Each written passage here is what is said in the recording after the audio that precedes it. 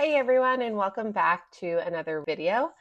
This week I thought I'd do another update on my project horse, project pony. His name is Pony. It's been about a month since my last video, and that's just because I've been so busy traveling for the Standardbred National Show and having my new arena installed and traveling for work and traveling for personal reasons. So I've been a girl on the go, but I have been doing a lot of groundwork with Pony, and I just got back into riding him again.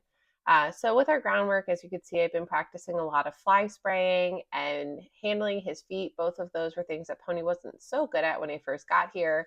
And then another thing I noticed is he's pretty good to stand to be mounted, but he wasn't so sure about the mounting block, or at least not my mounting block. But we were able to conquer that pretty quickly with a pocket full of treats and some patience. And so now we'll cut to this week's ride with Pony. With the mounting block, as you can see, not a problem for him anymore. Stands like an absolute pro.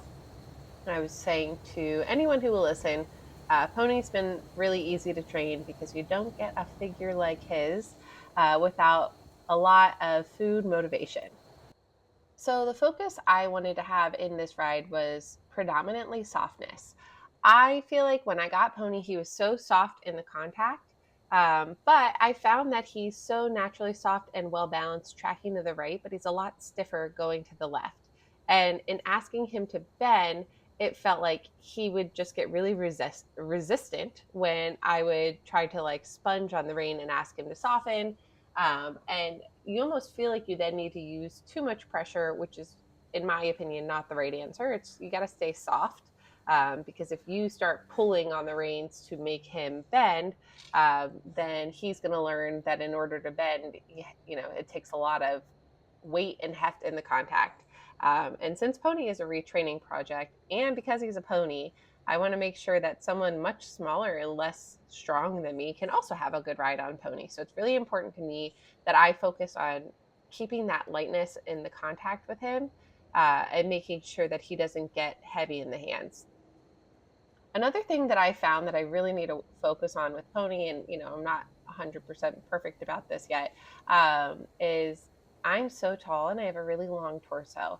And so to help Pony with his balance, I really feel like I need to keep my shoulders back and sit up tall. Um, so a lot of this ride, I've been trying to think a little bit more about my own rider balance.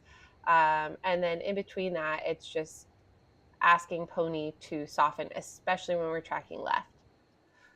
What I found is that if he's having a hard time moving to the left, it's not that he doesn't know to soften to my hand, it's that he's kind of ignoring my leg aid where I'm pushing him out on the circle. So as we're trotting around, if he's having a hard time moving off of my inside leg, I will often bring him back down to the walk and do a little bit of leg yielding and move him out off of my inside leg and into that outside rein, and just make sure that I'm really reinforcing that that is what I mean when I'm putting my inside leg on. So that way, when I ask at the trot again, he's more likely to be soft and understand what it is that I'm asking for. In the trot, I felt like something really has clicked with Pony in the last week.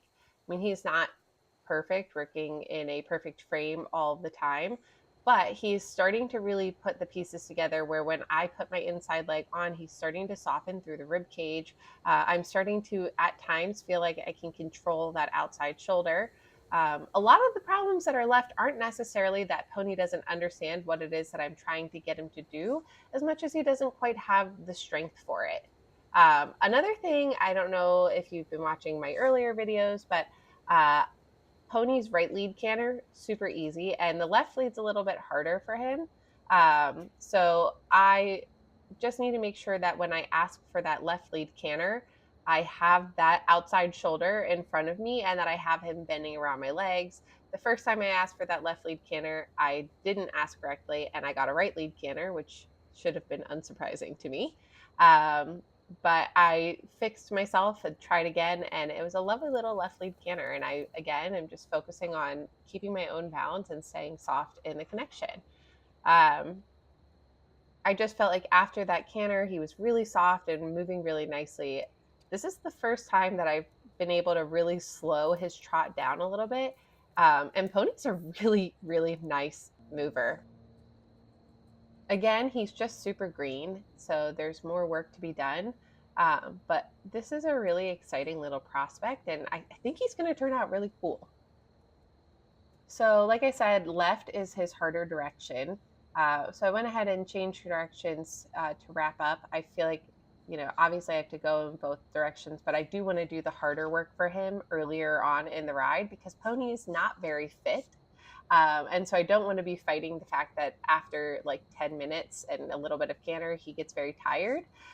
So I finished up all of my work to the left and then decided to wrap up with a little bit of canter. You'll see that my new arena, is not quite finished yet. I still have to push the footing all the way out to the boards, which weren't previously installed. So I accidentally picked up my right lead canter right in the middle of a giant pile of sand. But this pony is super cute and super balanced, and he's such a nice mover, and he really figured it out and found his footing. And I have so much fun riding this pony. I kind of never want to sell him. He's such a cute mover. He's so balanced. He's so cute. He's so charming.